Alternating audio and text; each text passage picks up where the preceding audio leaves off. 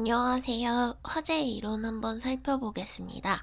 일단 화재가 무엇인지 한번 살펴보면은 의도를 하든 의도를 하지 않더라도 일단 발생하는 연소 현상, 그러니까 쉽게 말하면 그냥 불났다는 거죠. 그래서 고의로 방화하거나 아니면 실수로 의도하지 않게 이렇게 불씨가 생겨서 불이 나는 이런 현상을 우리가 화재라고 하는데, 이럴 경우에는 우리가 소화시설을 사용해서 소화할 필요가 있거나 아니면 또는 막 화학적으로 폭발하는 큰 이런 화재까지 이런 거를 그냥 통틀어서 화재라고 하는데, 쉽게 말하면 그냥 불난 상황이에요. 그래서 화재가 종류가 있어요. 그래서 A급, B급, C급, D급, 그다음에 K급이 있는데 하나씩 한번 살펴볼게요. 그래서 A급 같은 경우는 그냥 일반적인 화재예요. 그래서 뭐 면이라든지 종이, 고무, 석탄 등 그냥 일상생활 속에서 그냥 발견할 수 있는 쉬운 물질, 얘네들한테 불이 나는 거죠.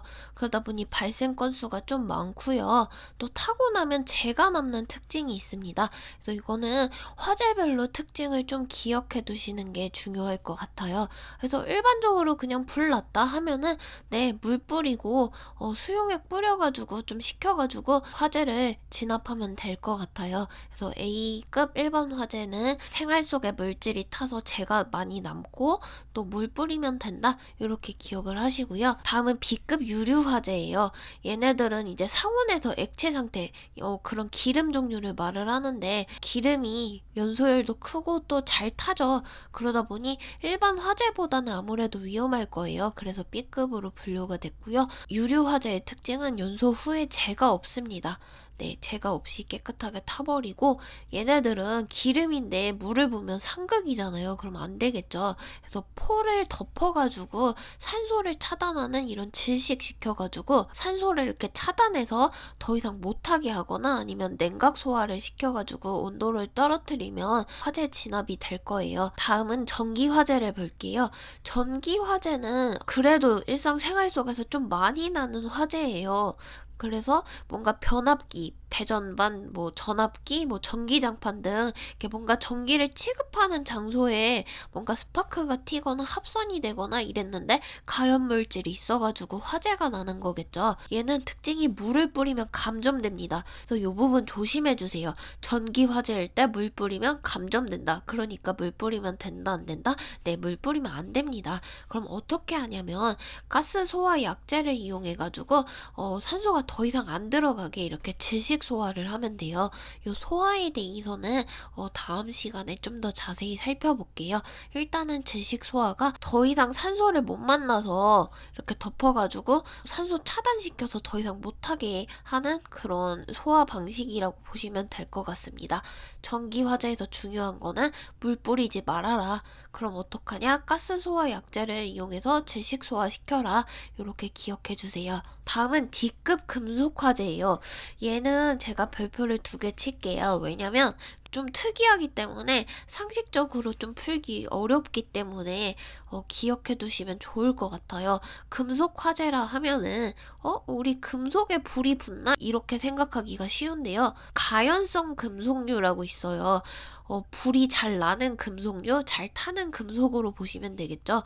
어떤 애들이 있냐면 칼륨, 나트륨, 마그네슘, 알루미늄 이런 애들이 있어요. 좀 과학 시간에 나트륨 같은 경우 얘네들은 물을 조금만 만나도 막 불꽃이 막 튀는 위험물질로 막 분류가 돼 있어서 실험실에서도 되게 조심하고 있거든요. 진짜 습기가 조금만 만나도 미친 듯이 폭발하는 애들이에요. 그런 애들이 가루로 있다면 더 활활 잘 타겠죠. 얘네들은 진짜 수분, 공기 중에 수증기 같은 작은 물만 만나도 막 수소가 막 발생하면서 불꽃이 미친 듯이 튑니다. 그래서 얘네들은 가뜩이나 물 만나면 미친 듯이 반응하는데 물 뿌리고 하면 안 되겠죠. 그래서 물이나 포, 강화액 이런 걸로 수계 소화 약제 이런 걸로 뿌려서 하면 안 됩니다. 그래서 좀 특이하죠. 그래서 이 부분 조심해 주시고요. 그러면 금속 화재는 어떻게 진화하냐? 마른 모래를 덮거나 아니면 금속 화재에 적합한 특수 본말로 된 그런 걸로 소화를 시킵니다. 그래서 금속 화재는 좀 특이하기 때문에 기억해 주시면 좋을 것 같아요. 다음은 주방 화재예요. 네, 주방에서 뭐 식물성, 동물성 기름이라든지 아니면 식용유 같은 이런 기름에 불이 난 경우겠죠. 얘네들 같은 경우는 빨리 연소물 표면을 이렇게 차단시켜가지고 식용유 비누화 작용을 시킨다든지 아니면 식용유 자체 온도를 낮춰야 돼요.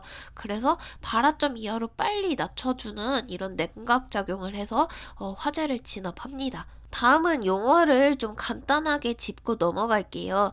전도열이라는 게 있는데, 이건 그냥 말 그대로 열이 이렇게 전달된다고 생각하시면 돼요.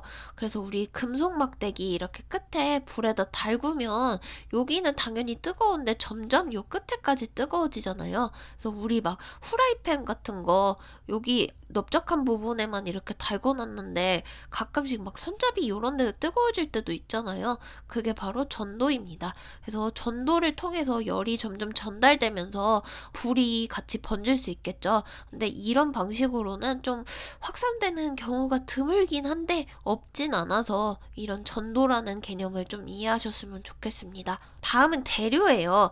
공기는 뱅글뱅글뱅글 이렇게 돌아가는 순환 현상이 있는데 찬 공기는 무거워서 아래로 뚝 떨어지고 더운 공기는 위로 이렇게 올라가는 성질이 있어요. 그래서 우리 열기구 데워가지고 공기를 덮여가지고 이렇게 위로 올라가는 거잖아요. 그래서 더운 공기는 가벼워서 올라가고 그래서 위에 있으니까 춥잖아요. 그래서 다시 식으면 떨어지고, 그래서 따뜻해지면 다시 올라가고 이러면서 순환이 되거든요. 이렇게 순환이 되면서 화재도 공기가 순환되면 더 잘 나겠죠. 그래서 대류 현상 알아두시면 좋고, 그 다음에 복사예요. 화재 시 열 이동에 가장 크게 작용하는 방식이고요.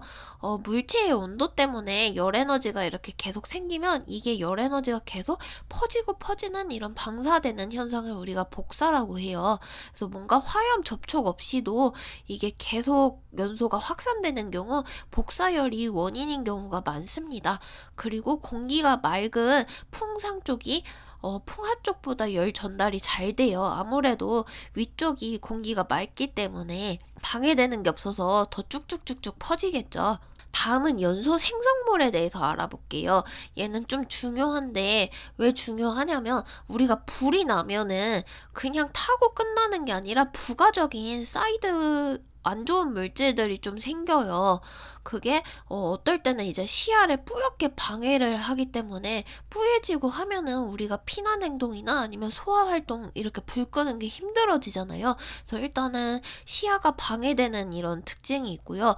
또 연기에 유독 물질이 섞여 있을 때가 있어요. 일산화탄소라든지 포스겐 같은 이런 독가스가 발생할 경우 이걸 우리가 들이마시면 바로 생명의 위험이 있겠죠.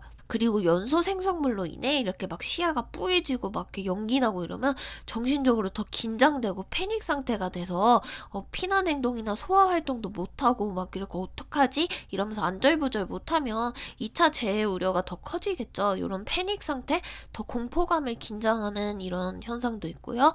또 최근에는 방염 난연 처리하는 그런 건물들이 많아졌어요. 그래서 불이 잘 안 납니다. 그래서 연소는 좀 억제가 되는데 일단 불이 났다 하면은 연기가 되게 많이 나고 유독가스가 발생하는 그런 특징이 있습니다. 그래서 아무래도 탄화수소류, 탄소 성분이 있기 때문에 일산화탄소라든지 탄산가스 같은 연소 생성물들이 생기죠. 그리고 뭐 폴리우레탄이나 뭐 질소산화물 생기고 또 질소 성분이 포함된 비단이나 피혁 얘네들은 뭐 시아나수소 같은 독가스 생기고 나무랑 종이에도 아황산가스 나오고 또 막 PVC 방염수지 얘네들은 막 불산 뭐 염화수소, 포스겐 이런 독가스들 나오고 또 나이론 요소수지 이런 애들은 암모니아 또 스티로폼 태우면 벤젠이라는 이런 독성 물질이 나옵니다. 그래서 우리 연기의 유동 속도 이런 게 어떻게 되는지 보는 게 좋은데 단위는 미터 퍼 세크예요. 1초에 몇 미터 간다라는 뜻인데요. 풀어서 미터 퍼 섹 이렇게 쓰기도 하고 줄여서 약자로 ms 이렇게 쓰기도 해요. 초라는 뜻이고요. 그래서 연기가 아무래도 수평으로 이렇게 꼬물랑꼬물랑 가다 보면 좀 느려요. 그래서 0.5에서 1m 갑니다. 1초에. 이거 단위를 좀 조심하셔야 될 것 같아요. 예를 들어서 연기의 유동 및 확산 속도가 수평에서는 0.5에서 1km/s다 뭐 이런 식으로 나온다든지 단위가 틀렸잖아요. 초가 아니라 분으로 m으로 표시한다든지 이렇게 나오면은 좀 헷갈리기 쉬우니까 단순히 숫자만 외우면 안 될 것 같아요. 그래서 0.5에서 1m/s 이렇게 m/s도 같이 알아주시고 느릿느릿 가서 0.5에서 1이다 이렇게 기억을 해주세요. 대신에 수직으로 아무래도 연기가 훅 타고 올라가는 건 쉽겠죠. 그러다 보니 0.5, 1 증가해서 2, 3으로 바뀌었어요. 2에서 3m/s로 바뀌었고요. 특히 계단실 내에서 수직 이동할 때는 버프가 생깁니다. 1초에 3에서 5m를 가요. 그래서 이것도 기억을 해주세요. 다음은 좀 집중해서 봐야 되는 연소 생성물에 대해서 좀 살펴보겠습니다. 일산화탄소는 가연성 가스고요. 타는 물질이고요. 또 무생, 무치, 무미의 독가스라고 보시면 돼요. 염소랑 화학 반응이 생기면 포스겐이라는 새로운 유독가스가 만들어지죠. 그리고 헤모글로빈이 이렇게 산소 4개랑 결합을 해서 이렇게 산소를 옮겨주는 피의 성분인데요. 얘가 산소보다 더 친해요. 그래서 산소 나와 이래가지고 일산화탄소가 여기 대신 갖다 붙습니다. 그럼 우리 몸에 필요한 산소가 안 오고 독가스인 일산화탄소가 이렇게 돌아다니면 바로 질식 현상이 오겠죠. 얘가 얼마나 독하냐면 조금 있을 때는 이렇게 두통 현상이 있지만 이렇게 점점 농도가 짙어지면은 막 24시간 이내에 뭐 실신이라든지 빠르면은 1에서 3분 내에 사망할 정도로 되게 후유증이 큰 애들이에요. 그래서 일산화탄소는 정말 독가스고 또 새로운 유독가스도 생성하는 물질로 보시면 되고 또 이산화탄소랑 다르게 얘는 가연성 가스다라는 이런 특징도 꼭 기억해 주세요. 그리고 이산화탄소는 가연물 아니고요. 무색의 무미 기체로 좀 공기보다 무거운 기체예요. 근데 얘는 위험한 성질의 것은 아닌데 왜 특징이 있냐면 우리 주변에 이산화탄소가 많으면 산소가 모자라 이러면서 숨을 많이 쉬어 우리 산소 받아야 돼 이러면서 호흡수를 증가시킵니다. 근데 주변에 일산화탄소 뭐 포스겐 같은 유독가스들이 막 돌아다니는데 여기서 숨을 우리가 가쁘게 쉬면 어떻게 돼요? 그러면 유독가스를 더 흡입을 하겠죠. 그래서 위험한 거지 이산화탄소 자체가 위험한 물질은 아닙니다. 그래서 일산화탄소, 이산화탄소 뭐 단어도 헷갈리고 하는데 얘는 산소가 하나가 모자라서 좀 불안전해서 네, 그래서 활활 타기도 쉽고 유독한 가스고 이산화탄소는 산소가 2개나 있어서 가진 자의 여유죠. 그래서 안전하긴 한데 이게 많으면 호흡수가 빨라져서 독가스를 흡입해서 위험하다. 요렇게만 기억을 해주시면 좋을 것 같습니다. 다음은 건물 화재가 어떻게 일어나나 볼게요. 일단 불이 붙겠죠. 불이 붙으면 이게 확 번지는 게 아니라 천천히 불이 붙습니다. 그래서 여기에 촉이 진압하면은 불이 크게 안 번지겠죠. 그런데 얘가 특징이 뭐냐면 좀 커튼이라든지 이렇게 좀 수직으로 돼 있는 물질에 불이 붙으려고 해요. 그래서 이렇게 커튼 같은데 불이 붙기 시작하면 천장으로까지 타들어갑니다. 그러면 이제 본격적으로 화재가 일어났다라고 보시면 되는데요. 이 천장이 타들어가면서 옆방에도 타들어가고 그래서 옆방도 타들어가서 집 한 채가 다 홀랑 타버리면 근처에 건물이 있다면 그 옆 건물까지 다 타버리겠죠. 그래서 건물 화재가 위험합니다. 그래서 이 화재를 좀 초기랑 뭐 성장기, 최성기, 감쇄기 이렇게 4단계로 좀 보면요. 초기에는 착화 물질에 따라 좀 다르겠지만 불이 그렇게 확 붙진 않아요. 그냥 서서히 화염 없이 소극적으로 이렇게 불이 나는데 어떨 때는 이제 주변에 탈 물질이 없으면 그릇만 남고 꺼지는 경우도 있지만 어쨌든 주변에 또 탈 물질이 풍부하게 있다 이러면 처음에는 작은 불씨로 시작해서 번지고 번져서 점점 커지겠죠. 이게 바로 초기 화재입니다. 다음은 성장기예요. 그래서 내장재 등이나 아니면 뭐 이렇게 벽체 요런 데 이제 점점 불이 크게 붙는 거죠. 그러면 실내 온도가 급 상승하기 시작합니다. 그리고 천장 부근까지 가게 되면 가연성 가스들이 많아요. 그래서 가스관이나 뭐 요런 데까지 불이 붙기 시작하면 실내 전체가 화염에 휩싸입니다. 이걸 바로 플래시 오버라고 하는데요. 이제 성장을 하는 거죠. 작은 불씨에서 가연성 가스 만나고 실내 전체가 불길에 쌓이게 되는, 그래서 이제 최성기까지 가는 건데요. 그래서 최성기는 화염 연소가 최고조로 이른 상태로 보시면 됩니다. 그래서 800에서 1000도 넘게 이렇게 온도가 상승하고요.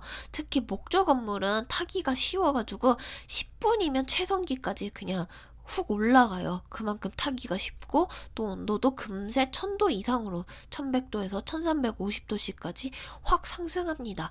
그리고 다 타고 탈 게 없으면 이제 온도가 감소하면서 떨어지겠죠. 이걸 감색이라고 합니다.